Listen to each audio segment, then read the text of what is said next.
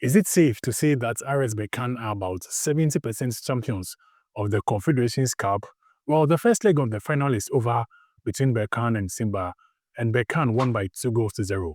But I'll give you more insight into the game, tell you exactly what Simba did wrong, tell you what Berkane did right, and look into what we could expect for the second leg in this video.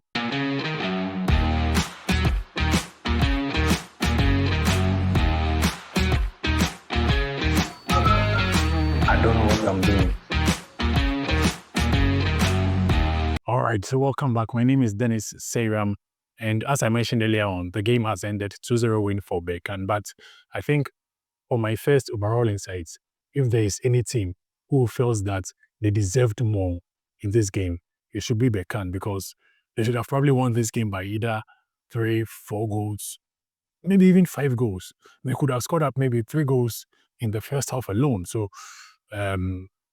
that's just my early on onset. But let's get into the game itself. And my first thought is that I think I was a bit disappointed in the approach by Simba, especially in the very early minutes of the game. Look at this. This you are saying was the first attempt to create a chance in the game. And it was by Simba as early as the 4th minute. They were making incursions into the Berkane house to create chance and get an early goal. And would you be surprised if I tell you that from this you are seeing on your screen here, from this move, Berkane got a goal kick. They played a long ball, and from that long ball of that possession they got, it led to this, which is a 2-on-1. 2 attackers of Berkane against 1 defender of Simba. As early as before the 5th minute, this was Simba. So it looked like they were going all out attack to sort of try and then win or score an early goal against Berkane. I thought that was the plan for Simba to get an early goal and unsettle the home fans. But was it really a right move, a right approach to play such an open game very early in the game? Because let me take you back to, let's say, the UEFA Champions League, the game between PSG and Arsenal. Very early in the game, you could see Donnarumma went down with an injury. He went down, had to be treated on the pitch. But from the look of things, it looked like that was not actually an injury. It was just a move for him to remove the sting out of the game, because very early in the game, he knew Arsenal wanted to score, and Arsenal were coming all with the pressure because they wanted to get the early goal. So he went down with an injured, got treated on the pitch, took about 2 minutes out of the game, took the sting out of the game, and in the end, it was PSG who imposed themselves in the game with time. So I feel that should have really been the approach for Simba, especially playing against Berkane, who in their last home game had got 4 goals in the last home game. So this is a very confident team.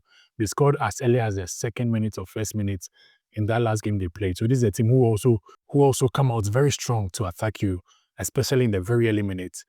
And they opened to play with them, which I think was just the wrong approach to leave yourself such vulnerable in the very early minutes in the game, that as early as the 4th, 5th minute, you're having 2 against 1 from a long ball.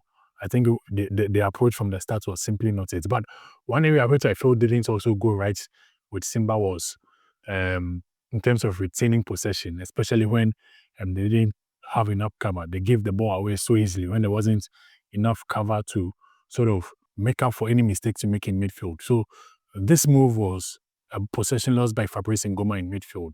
He lost the possession with this move right in midfield. And right from this possession he lost, it's led to the corner kick, which Berkane scored the first goal from, right from that possession they lost. So Berkane got their first goal from a loss of possession by Simba. So it wasn't a chance they created. It wasn't that they stringed 3, 4, 5, 6, 7, 8, 9, 10 to create a chance and score. But then it was a loss of possession, which led to the corner, and Berkane got the very early goal from that corner.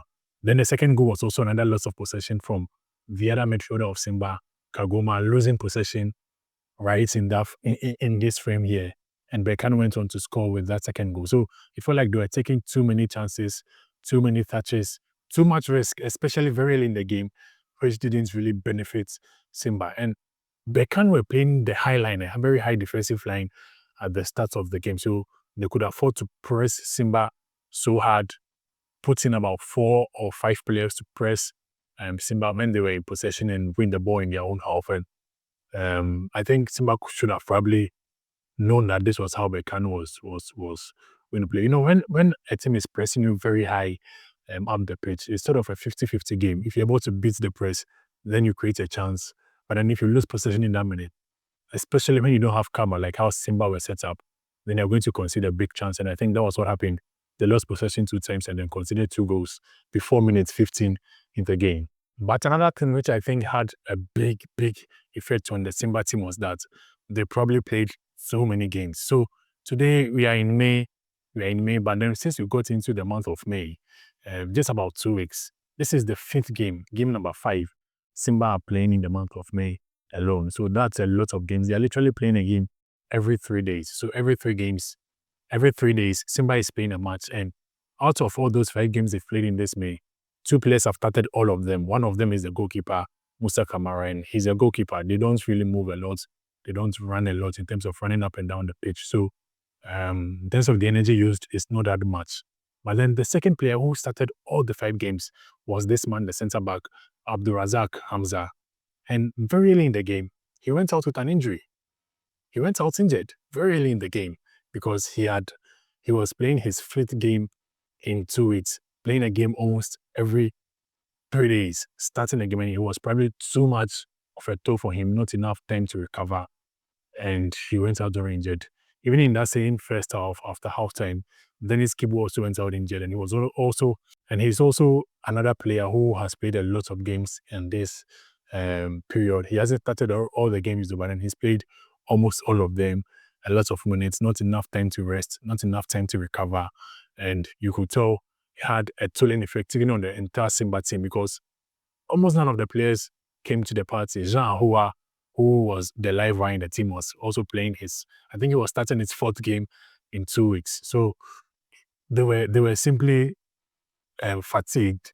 They were simply fatigued and couldn't really match the fitness level of RS Berkane, who were a lot more fresher. Because for RS Berkane, they were also playing their 5th game in the month of May. But then the difference between Simba and Berkane is that Berkane had won the league weeks ago. So they could afford to rotate their squad. They could afford to do a lot more rotation, play sometimes an entire new team in some of the games because the games were more so just formalities. But for Simba, they are still chasing the Tanzania Premier League and they didn't really have the luxury of rotating players that much. And I mean, it had a telling effect on the game.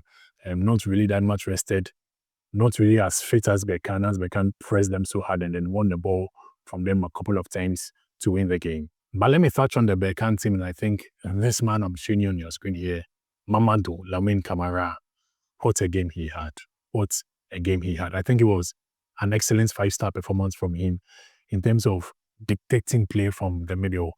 I was earlier on this week, I was speaking with a Senegalese coach and he told me about the technique of Senegalese players, how incredible they are, how insane technique they have. And I think this player, Mamadou Lamine Camara, epitomizes that. His technique was simply beyond everyone on the pitch today. And for someone who is a defensive midfielder, he does a lot of tackling, does a lot of interceptions, does a lot of winning ground duels because he needs to have strength, wins a lot of balls in the air, winning the area duels, to also have an excellent technique and be such a good in terms of progressing the ball and building attack from Berkane right from the middle. He was just fantastic. He was amazing in the game. And I think Simba have some of the very good midfielders on the continent. Fabrice Ngoma is very experienced, very good. But the reason why a lot of the Simba players also had an off day was simply because Lamine Camara was the man literally controlling the midfield. He bossed the game. He taught the likes of Jean Ahoua, Fabrice Ngoma, Kagoma. He taught these players how to play football. And a 5-star performance, 6-star, if there is maybe 6 out of 5, probably 6-star performance for Mamadou Lamine Camara. And the most amazing thing of it all was that he capped it off with a goal. He scored the very first early goal for Berkane in the game, which gives them a very comfortable lead going into the second leg. But I also mentioned early in the video that if any of these two teams thought that they were hard done in the game, it was probably RS Berkane because they should have won this game by more than 2-goal margin. Even just to speak it up, they scored a 3rd goal and it was this close. Like this was the offside line. It was this close offside. The offside was so minute, which denied them the third goal they scored. They had a few penalty shouts.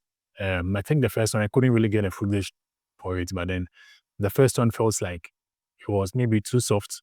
And I probably maybe agree with the referee too that, I mean, sometimes players can be silly and all that, but then not every contact really should merit a penalty, especially when it shouldn't be a contact that a player should go down for it. But then for the second one, which is this one you're seeing on the screen here, I think it's a bit dicey because yes, the contact was very little, but then there's also a player in motion as compared to the first one. I think the first one, the contact was to a player who was a bit more stable. So such contacts will ordinarily not lead him to fall down. But then for the second one, this was a player who was running for a ball in motion, running. And when you're in motion, your stability levels decreases. You are not as stable as you are if you are maybe on your two legs, much more comfortable. So if there's a slight tag on the player, maybe it could have been a penalty. And this looks very similar to what happened in the Europa League semi-final. I think Manchester United against Bilbao, the penalty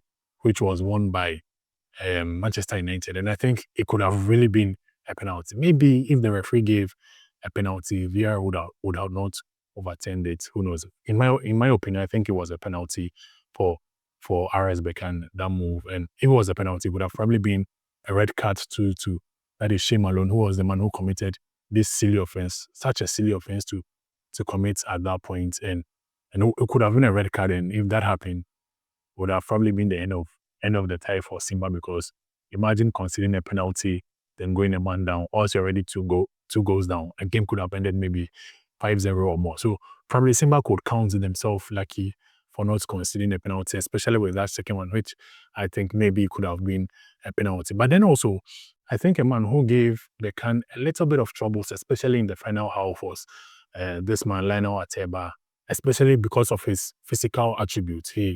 He's so strong on the ball that he was able to shrug the Berkane defenders, bully them a bit. The very few things that Simba got on the front foot. Quite unfortunate for them. They couldn't really get a shot on target, but he was able to show a bit of glimpses of hope for Simba. Even at a point, he had to take Issifou Dayo to literally try and chase him around the pitch, make sure that he's monitoring Lionel Ateba, because he was a bit of threat for Berkane, especially in terms of bullying and the centre backs and trying to create space for himself and space for Simba. But then in the end, they couldn't really get a shot on targets. But speaking on the same Issifou Dayo, I have to mention this one. His attempt on goal he had very late in the game. And can we really have a game where Issifou Dayo plays, he starts, and then he doesn't really get an attempt on target? He's now the second top scorer for RS Berkane, and he's a centre back, second top scorer. So this is a man who really likes to drive forward, really likes to sort of jump on headers, go for aerial duels, especially when they are corners or free kicks. And he's so good at them. He's always getting his attempts on goal. And in this case, he almost got one on goal at this moment here. But going into the second leg, I think in this game, in my opinion, I think it should be about 70%, 60 to 70% than for RS Berkane, because Berkane have shown their quality. They've shown their quality that they have even a very strong squad. Even the players who came from the bench have a lot of impact. Yusuf the whole day came from the bench. He was so good in the game after coming from the bench. I think Morabit also came from the bench. So good. So even the players coming from the bench have so much quality and have a lot to offer. So this is a team that has a lot of quality. They are the best team in Morocco, essentially, because they are the winners of the Moroccan League, ahead of Wydad, ahead of Raja, ahead of Asfar, the best team in Morocco. This is a team with a lot of quality, with a coach who also has the quality on the continent. My very first early thoughts, I'll be doing subsequent videos previewing the second leg, but in my very first early thoughts of the second leg is that Berkane really, really should not be able to bottle this 2-0 lead, especially giving off the performance they had in the first leg and how Simba looked lost in the game. But then, if the second leg was happening in Dar es Salaam, at the Benjamin Mkapa Stadium, I think he would maybe say Simba have a chance, because you know that nobody goes to Dar and comes back the same. We've seen teams like Ali with that. Literally everybody go to Dar es Salaam and then come back not the same. So it was going to be a tough round if the game was happening there. But then as of now, it seems it could be happening in Zanzibar, but I don't really know how well Simba can adapt to that environment in Zanzibar and then impose themselves without a fully packed Benjamin Mkapa Stadium as they would have normally been to. But then, as I mentioned, I'll be doing subsequent videos on the game and then highlighting a lot more points to look up as the second leg approaches. But for now, you can let me know in the comment section, who do you think has a chance of winning this tie? Is Simba still in it? Can they still win the CAF Confederations Cup, or RS Berkane already ran away winners of the Confederations Cup? Tell me in the comments.